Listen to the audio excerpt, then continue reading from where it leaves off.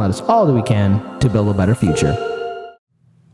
There was a debate, a somewhat debate, but I'll say this. The real winner was, again, Ethan Klein from H3H3, because that conversation that we saw between Sam Seder, host of The Majority Report, and, well, Steven Crowder of Louder with Crowder. Which is, I think he's related to his dad who runs everything. Actually. Yes, yeah, so. To his dad. So Only facts here, guys. debate us, bro, debate us. This is such a fun segment. So Steven Crowder, let's pull up this article, has basically been branded a coward by liberals after backing out of a gotcha debate with Sam Seder. Can I just say just how crazy the world is that Russia Today is covering a spat with a comedian's podcast? Yes. So I just love it. I love every part of it. There we go. Shh, don't tell Rachel Maddow. She might crap her pants knowing that we're talking about RT America.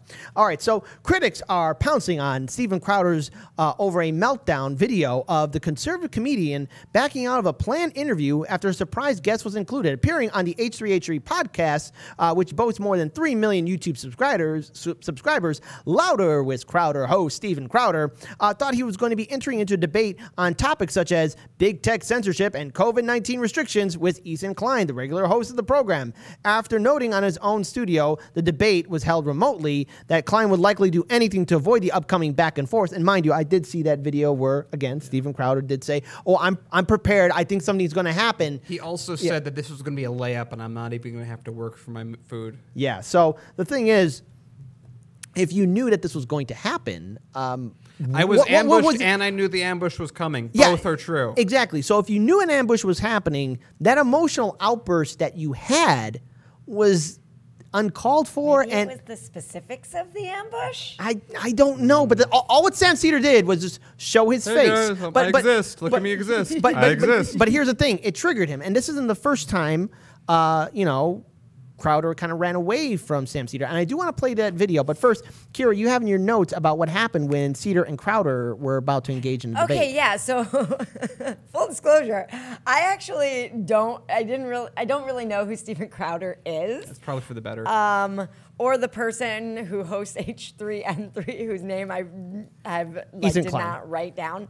So this is all kind of like new to me, which so many things generally are. So of course I had to do a little bit of research and found that Seder had actually challenged Crowder to a debate back in 2018 at Politicon, and Crowder was like a big no to that. Yeah. And so so that was kind of, you know, that was what I had dug up, among other things, but just finding that really funny and ironic, because apparently this Crowder fellow has made his name in ambushing people. Or debating college students. In regards to debate. And so he's like, I'm a professional. I only debate people that don't know the topic or that I'm attacking at their workplace. I mean, like, this Klein guy, even at the beginning, is like, because apparently, like, I don't even know what his show is about, but apparently it's not about politics. But here's the thing. Before we play the video, look, I want to make something very clear.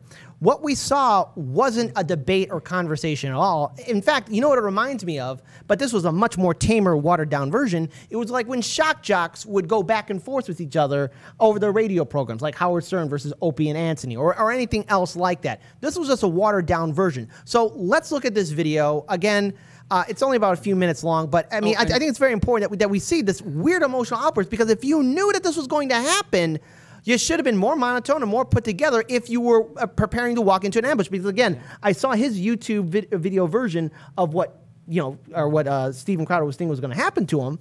Because there's a bigger picture to all this. Now, right now, again, from that video that's right now going viral, the real winner is Ethan. He's the heavyweight champion. He won. Sam Seder, second place. Yeah, that's pretty funny. Yeah, but here's another thing to be relevant. Crowder is actually responsible for a mini adpocalypse. Yeah. And we did a video on this, and we said it wasn't his fault specifically. He was just being an absolute ass to someone in the worst possible way, but it caused a mini apocalypse. So this guy is responsible. So here, let's look at this. All right. This is just madness and stupidity. Let's watch Crowder do his little meltdown, even though he knew that this was going to happen. So let's go ahead and play this. Oh, geez. Okay, so this is what's going to happen.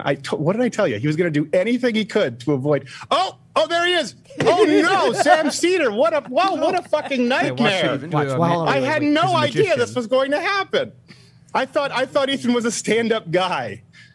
This is where we are. Yeah, I told Dave, remember I told you? I told you. I said this. I guarantee you, he's going to do anything he can to avoid the debate. Well, I just think he believes that he should debate you. No, he doesn't. He just takes advantage of women with mental health issues. Ethan Klein doesn't stand up and do his own fighting. I gotta say, it's just hilarious. Let's bring on FM. You would do anything to avoid talking to me. I think the point that you made at the beginning of Joe Rogan. Yeah, Joe Rogan and Dave Rubin and Jordan Peterson and Noam Chomsky and Sam Harris. Everyone's been avoiding. Not just attempting your audience by jumping in. Well, I debated with Charlie Kirk. Stephen, I mean, it's about issues. Let's talk about those issues. That's what you're doing here. Valid points. You're so clever. I had no idea that you were taking your show off early last time, coming in today with your pig pen peanuts eyes. I wish everything.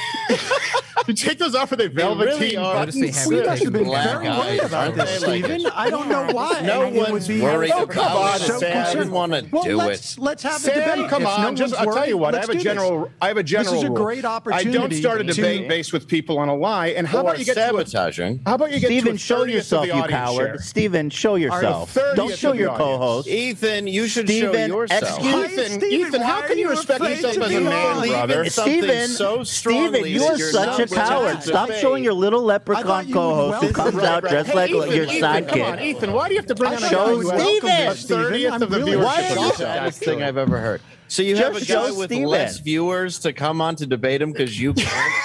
Well, obviously, if I'm a layup and not a debater. Well, look, you're the one who called. You're the one who got the one that got angry. Okay, so look, look. So let's cut through the static noise and see what really happened. Crowder got emotional. Now, again, in his version of the video event, he did a pre-recording saying that I'm prepared for something to happen, or they're going to get somebody like Sam Seder or associated with Sam Seder on the show. So the thing is, Crowder, like you did in 2018 when Seder was going to confront you, you ran away. And in this one, again, look, you should have stayed. That's what should have happened. You should have stayed.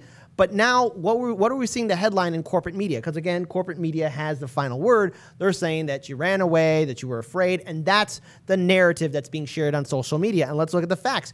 You left that debate. You should have stayed longer on that show on H3H3. And look, Ethan Klein was going to be poking at you. That's what was going to happen to you. That's why I say that Ethan was a winner, and Sam can kind of take away the second place trophy award, and Sam's kind of walking around like a winner. But the thing is, that wasn't a debate. That was just an argument back and forth. And even if Steven Crowder knew that he was walking into it, I mean, he made a career, as Daniel, you pointed out, of ambushing people. He did that to Cenk Uygur and so many other people in the past.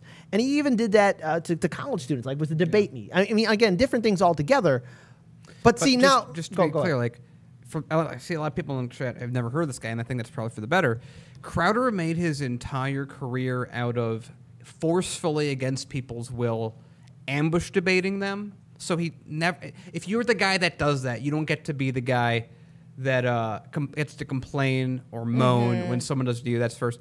And most of his content is he finds the people that have the least knowledge on a topic and debates them with talking points that have been supplied with someone, and then puts a video together and goes, look how smart I am. I am so smart. I took on freshman college kids in an advanced political topic. Yeah. Look at me, I'm a genius. So here's something else I want to bring up. Somebody in the live stream chat says, Mr. Jones, I couldn't understand any of them talking at once. And that's the thing. That wasn't a debate. What we saw was not a debate. Now, the thing is, Sam Seder, host of Majority Report, walking around with somewhat of a win. But the thing is, in an actual debate, and look, I want to make a big... Just before you get into that, go ahead. Pepperidge Farms remembers, Sam, you are acting like you won this round right now. But, as Kid will explain, it's not that clear cut. No, it's not. Because, again, when Sam Seder did a 3-hour debate with Briahna Joy Gray of Forced to Vote, he kept on bringing up Jimmy Dore during that debate. And we're going to show these tweets and the videos and excerpts from that video. You could check out that whole entire 3-hour debate. Briahna Joy Gray and Virgil are not yelling at Sam Seder. But yet, on January, when this debate did happen, they weren't yelling at him. But he did post a tweet. Now, hold on. Now, again, he kept on bringing up Jimmy Dore, and I'm glad I brought up Jimmy Dore's name because I want to make a quick apology, too.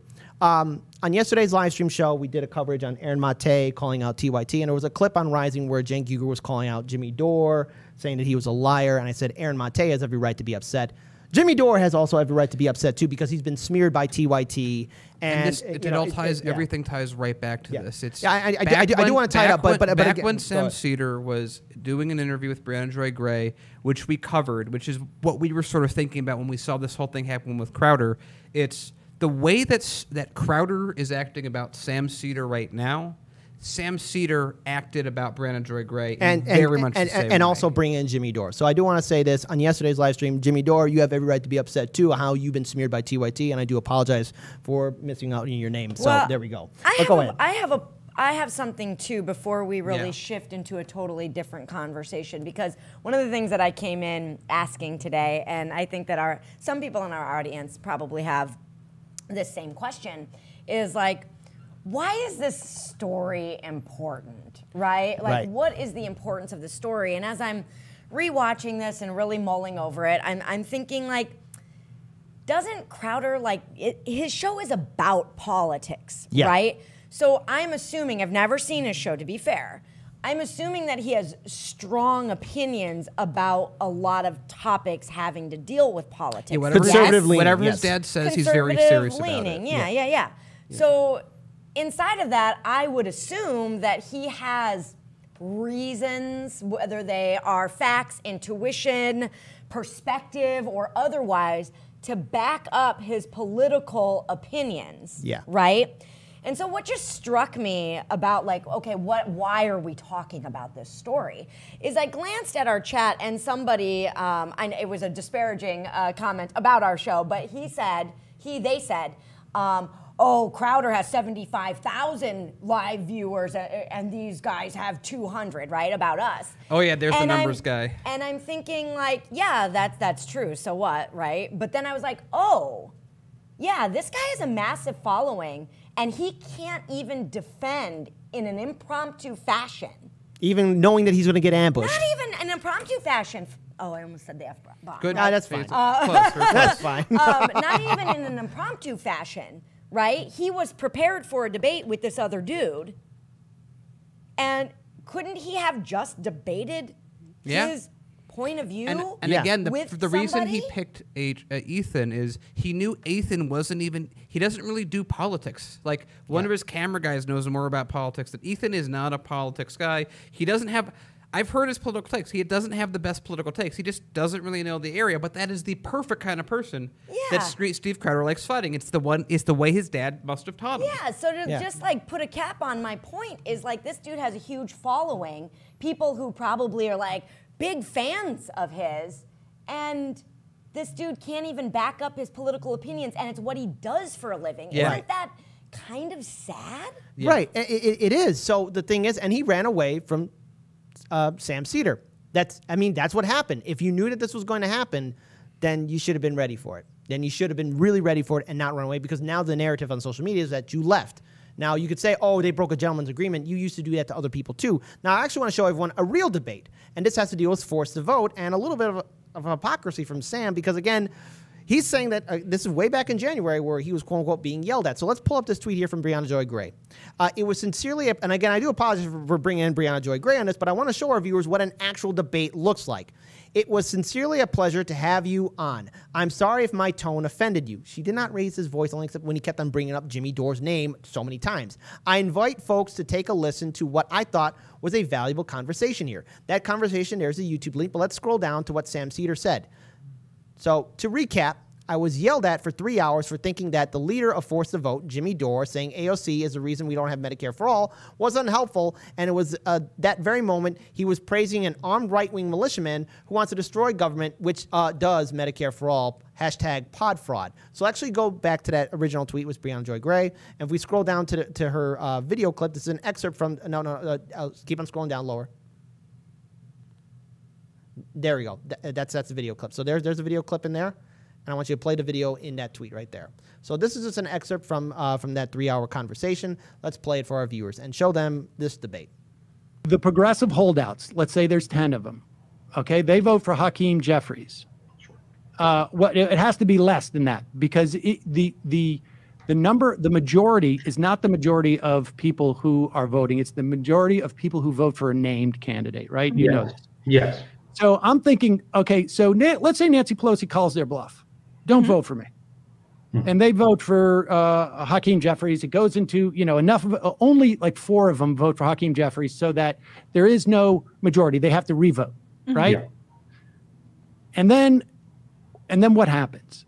Either they have the same vote that they had before, or they switch to Pelosi, or they maybe other people vote for Hakeem Jeffries.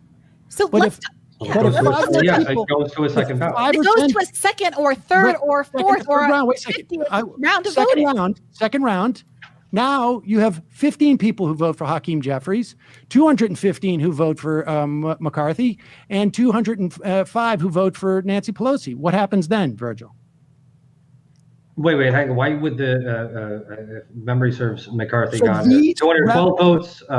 So you're not saying that number goes up? No, I'm suggesting in round two, one of two things has to happen. Nobody can marshal a majority, so it goes to round 3. No. You don't need you need a plurality of names. That's not true. It would require Democrats would have to vote for Kevin McCarthy to be Speaker.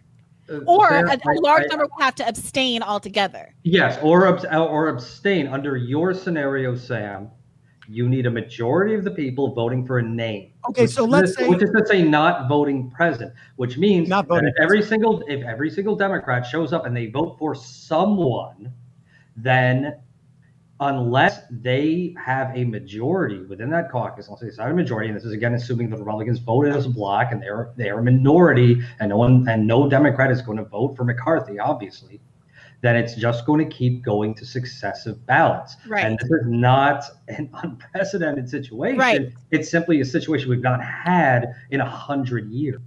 Okay, so I want to make something very clear. Again, this was a debate that Sam Seder did with Briahna Joy Gray way back in January when Force the Vote was really starting to kick off. And again, the thing is, one of the fears that was being brought up by those who were against Force the Vote was saying that, McCarthy was Speaker of the House. He wouldn't have been. That's what Virgil was trying to explain. So let's pull up another video from Case Study QB of that same debate. This is a different clip of it.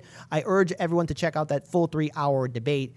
Again, Briahna Joy Gray is not raising her voice, only except when, again, Sam Seder was bringing up Jimmy Dore's name. Didn't you hear Sam being yelled at for 3 hours straight in that clip? No. Let's go ahead and play this video. Again, I just want to show viewers the difference between what we saw between Crowder versus Seder versus, again, Briahna Joy Gray versus Seder. So let's play this. About what these hearings could really look like. So part of the ask is for vote for Medicare for All, because you can demand as part of your request the hearings on Medicare for All, and you can make requests about how long those hearings are, how many days they are, what the structure of them are. All of that is exclusively within Nancy Pelosi's purview. That's why this was such an interesting tactical pressure point, because Nancy Pelosi is invested in keeping the job. She's the one that's number one invested in that, as opposed to other things that she can't grant. Like, she can't make Biden push through a $15 minimum wage tomorrow. She only has what's in her procedural capacity, and structuring the hearings on the vote is in her power.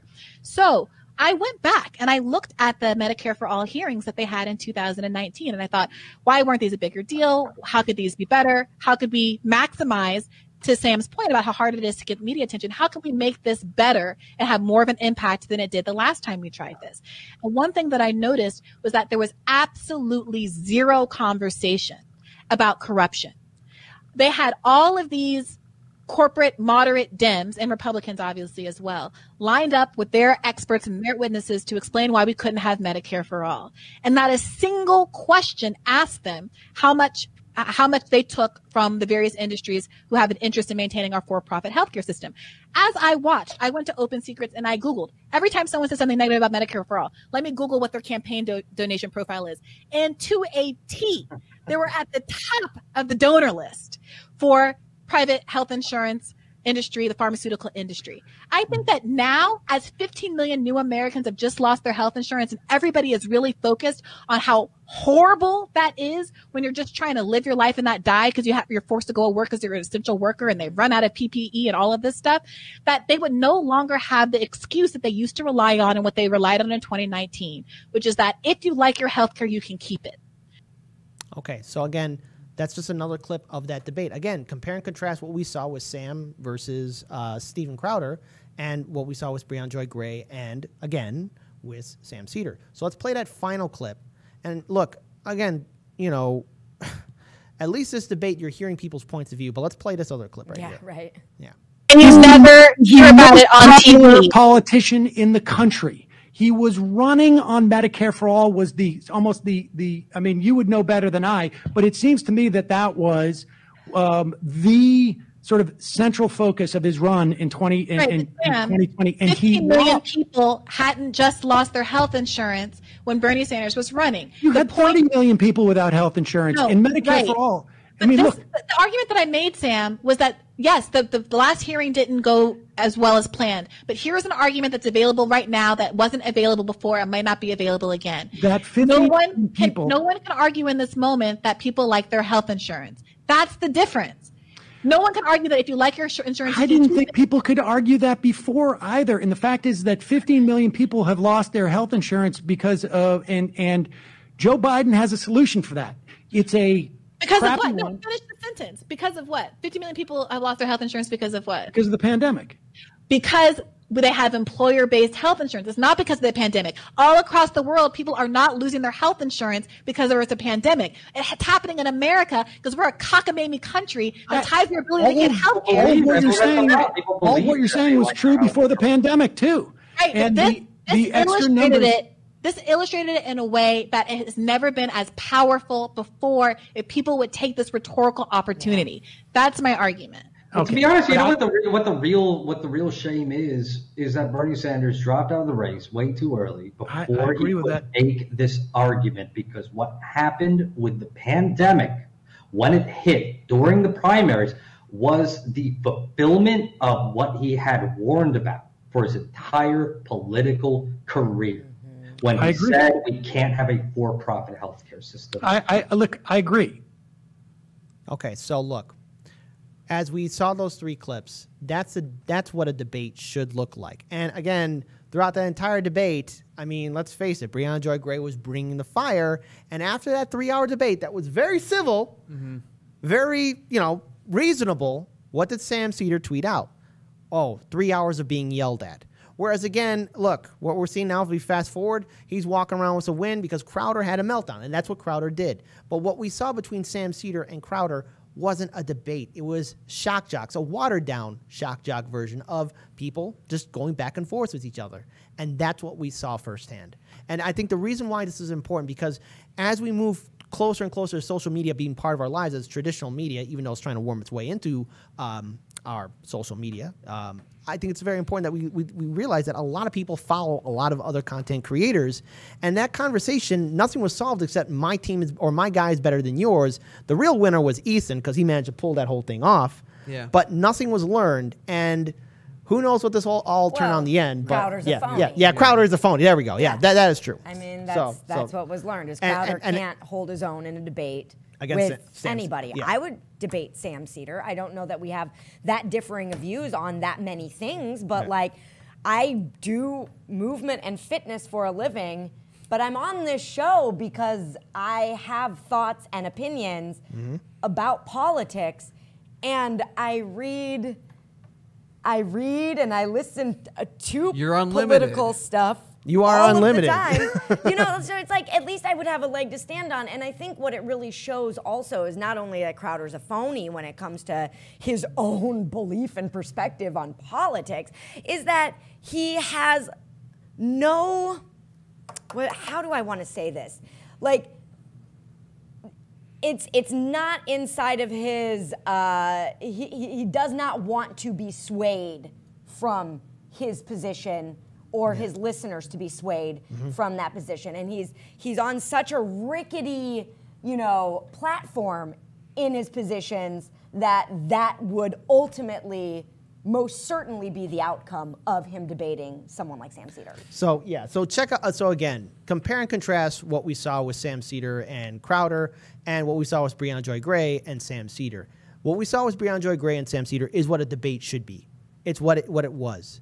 But again, let's look at the issue. Forced to vote was an important thing, and I guess we'll still have to wait for that scenario to play out, even though there are Democrats using force to vote, like, you know, yeah, again, so Chucky Boy Schumer. I think that, again, my takeaway, at least from this, is that no one won. I mean, besides Ethan, he clearly won this entirely, but he's also the only person involved in this that was not political, which, I mean, says something. This is I mean, I think we've said it so many times. Crowder is a cancer of his own right, but he has the First Amendment, so he has the right, in my book, and we've defended him on this before, to be as cancerous and deadly to people around him as he pleases, as long as it falls within the laws of America. That's going to be consistent. And I want to throw out also his whole, like, oh, you're too small of a channel. Our channel is far larger than the majority of people that Crowder has interviewed. So, Crowder, shut up. There we go. It's an easy lie to pick out. Someone can just average out your subscriber base, or, you know, their medians or whatever. Crowder doesn't know what to do. Crowder is designed as his dad designed him, to only talk to people that don't know what they're talking about. That way, by comparison, he looks like I've seen his Change My Mind segments, and the people that have a chance. Oh, he actually has Changed My Mind segments. I didn't even know that when I said what I said. That's hilarious. But here's how he does it. It's so underhanded. What he'll do is he'll go to a college campus in like freshman rush or whatever, pull up a big table and go, abortion should be legal. Change my mind. And then people just like see it and like, oh, they run over, and he starts talking to them. He has talking points that he's memorized, that he's prepared for, because he has to be prepared, because it's really hard for him to debate against college kids that don't know what they're talking about. But that's what he is. Anytime he debates with someone or talks to someone, it's either someone that agrees with him or someone that has no idea what he's talking about. Or just unprepared. Or unprepared at all for any of this. That's why he's afraid of Seder. He could be afraid of anyone. He's afraid of Seder because that is a process that's been trying to be happened. And then Seder, what did Seder do? To Kit's point, did Seder just showed up. He just showed his face. Did Seder win the debate? Did Seder change his mind? No, he literally just existed in a camera for a little bit of time, and Crowder self-destructed on himself, and that was the end of it. And H3 was happy because he knew that Sam Seder was reaching out to him in bad faith. Because again, why did he say, I have to talk to H3H3 from H3 Productions? Because H3 Productions combined channels have over 10 million subscribers. It's amazing. I can't believe I haven't even heard of it. Oh my God, am I living under a rock? Yes. Who knows? And so that's what it is. That's all this is. Crowder's unhappy. He didn't get a publicity stunt. Sam Seder got the publicity stunt, but when he doesn't get a publicity stunt, Sam Seder gets really upset when he loses. And says everyone hears that for 3 hours. So there we go. So at the end of the day, folks, make your own decisions. You can check out all the show notes in the description box below. But now we're going to move on to our next segment. Just be okay with having your mind changed. Yeah, why not? You know, but they make too much money not changing it. What's that? That's the thing with like Crowder. Like Sam is at least like to some degree, like, you know, he gets what Crowder exists because his entire show is like, how racist can I be? How much can I talk about how good it is to have guns and all? It's like every Republican talking point, and then he pretends he's funny. Yeah. And that's his thing. It's like, okay, that's your role, man. Do your role, but don't pretend it's anything else. Yep. You're not trying to debate people. You just want to win. All right. And again, I ask everyone to check out that. If you want to see a real debate, check out that debate between Briahna Joy Gray as she heroically and valiantly defends force to vote. And you know what? We just want to make sure Sam Seder isn't seen as a winner because in the exact opposite position, he acted the exact same way. That's exactly the same way. So there we go. Briahna Joy Gray for the win, force to vote, and forced to vote. Here's hoping that we do get another scenario of that happening very soon in the actually, this is good from Jeff Rose. I'm just going to final thing. Mr. Dept is Sam Seder's the kind of guy that figures out the technicality of how he can scream fire in a theater. There we go. All right, we're going to move on.